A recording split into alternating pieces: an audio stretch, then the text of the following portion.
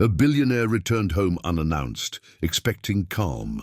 Instead, he walked into a nightmare, his maid clutching his screaming twins in a basin filled with strange blue water. His fury exploded until a single phone call shattered his assumptions. What looked like cruelty was, in fact, the desperate treatment that saved his children. But before we begin, drop a comment. What time is it where you are, and where are you watching from? The Cole mansion should have been silent.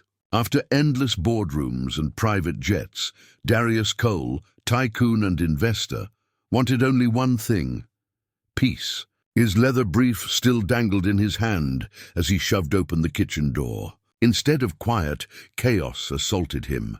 2 infants shrieked from a countertop basin, their tiny arms splashing against glowing blue water. Naomi, the maid, leaned over them, apron drenched, focus unshaken as she poured liquid from a plastic bottle. The boys wailed louder. Darius froze, disbelief hardening into rage.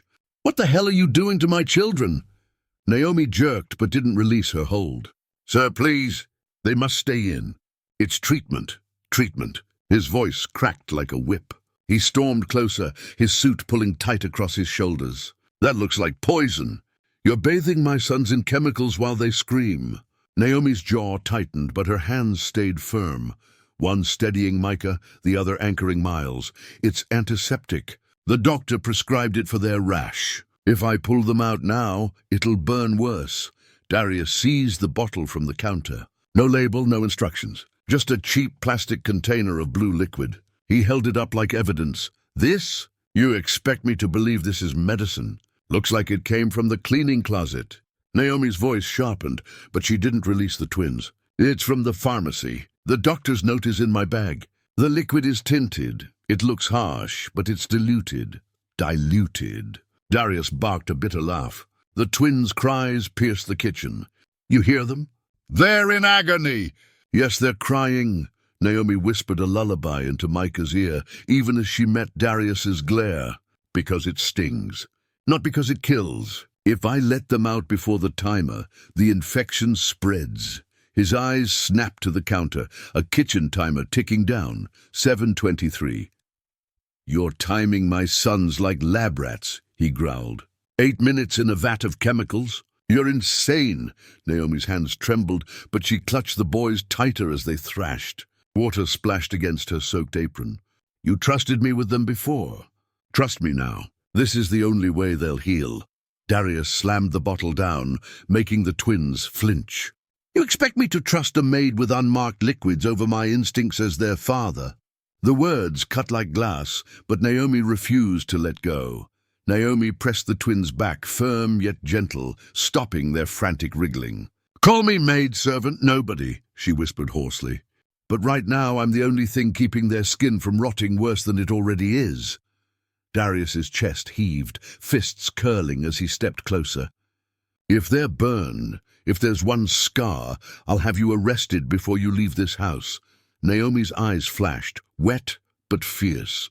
"Then watch every second. If you think I'd risk them, then you never understood loyalty." Micah shrieked, scratching at his chest. Naomi caught his hand. "No, baby, don't hurt yourself," she pleaded. She turned back to Darius, voice cracking. "This is why they endure 8 minutes, so they don't bleed all night." The timer ticked. 6:10. Darius dragged a trembling hand across his face, torn between rage and fear.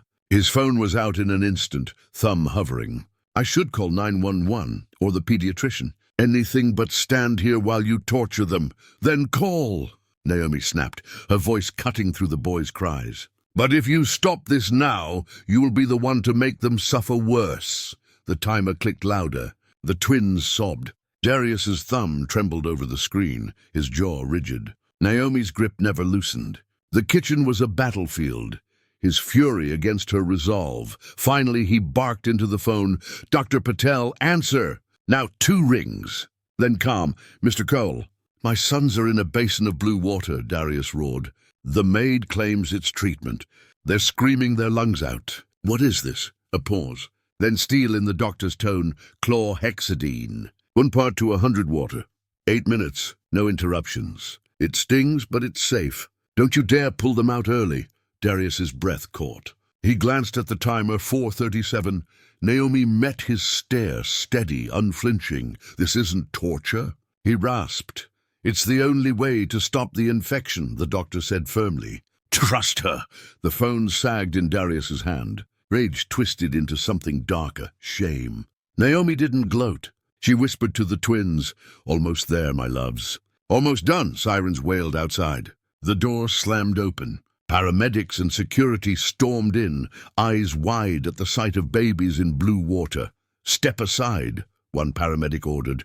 "No," Naomi snapped. "Not until the timer." The other paramedic checked a child's arms. He nodded quickly. "No burns, just inflamed skin." "She's right." "Keep going." Darius staggered back, gripping the counter for balance. His sons were safe. Safe because she had stood her ground against him. At last, the timer rang. Naomi exhaled like she'd been drowning. She lifted Micah, wrapping him in a towel, then Miles. Their cries softened to hiccups as she dabbed ointment over raw patches. Darius stood frozen, shame heavier than any scandal. And then the kitchen door creaked again. This time a detective stepped inside. A detective entered, file in hand. "Mr. Cole, we've traced the cause of the rash. It wasn't negligence in treatment. Your house manager switched detergent suppliers, industrial grade, not hypoallergenic. That's what triggered the flare-ups." Darius's head snapped toward the pale manager, cowering in the doorway. His voice was ice. "You risked my son's health for a budget line?" The man stammered. "Sir, the other brand was double the cost. I thought—" "You didn't think," Darius thundered, stepping closer. "You gambled with my children's bodies." He turned to security. "Remove him. He's finished." The guards dragged the manager out. Silence fell, broken only by the twins' soft hiccups. Darius looked at Naomi. Apron soaked, hair plastered to her face, arms trembling from holding two writhing infants through 8 endless minutes. His voice dropped. "I almost stopped you. I nearly ruined the only thing saving them." Naomi rocked Miles gently. "Fear is louder than reason, sir." But I had to be louder than both. For the first time, Darius's eyes softened. "You stood firm when I couldn't." Later, when the paramedics cleared the boys, Darius cradled both twins, their tiny towel-wrapped bodies pressed against him as if nothing had happened. But everything had. Trust in his home had shifted. The next morning, he issued new rules. No substitutions without pediatric approval. All medicine labeled with dosage and dates. And a proper nursery bath installed. Never again a kitchen basin. Then, in private, he faced Naomi. "You've been more than a maid. You are their protector. From today, you have full authority over medical care and a raise to match." Naomi blinked. "Sir, I only did what was necessary, and I misjudged you," Darius admitted. "My pride nearly destroyed them. You carried the weight I should have." That night, when the house was quiet and the twins finally slept, Naomi folded towels and wiped down the basin. Darius lingered, holding his sons one last time. The man who had stormed in furious now stood silent, humbled. "Gratitude replaced rage. What began in fury ends in thanks," he whispered. The twins sighed in their sleep, safe in his arms. If this story moved you, don't forget to like, comment, and subscribe for more powerful dramas. And remember, before judging what you see, ask questions first. The truth may be what saves a life.